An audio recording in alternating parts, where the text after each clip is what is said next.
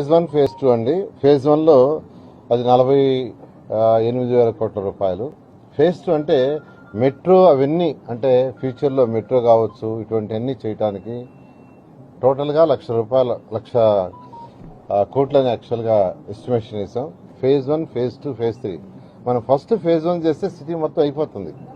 తర్వాత ఇంకా metro lines, airport నుంచి ఇక్కడికి మెట్రో వేయటం, వాటికి యాక్చువల్గా అయ్యే అమౌంట్ ఆఫీస్లో ఫేజ్ 1 అవుతుందని గతం నేను చేసిన వర్క్, నా అనుభవాన్ని బట్టి యాక్చువల్గా అసెస్మెంట్కి వచ్చాను. అయితే అధికారులతో కూర్చొని కన్ఫర్మ్ చేస్తాం. 2014 నుంచి 19 దాకా, అంటే అప్పుడు యాక్చువల్గా అమరావతి రాజధాని కట్టడానికి అనేక దేశ విదేశాలు తిరిగా.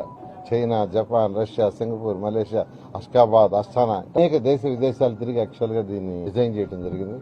తో అధికారులతో అప్పుడు కూర్చొని డిస్కస్ చేసినప్పుడు కాంట్రాక్టర్లు వాళ్ళంతా ఎల్ఎన్టీ, షాపుంజీ, మెగా, ఎన్సీసీ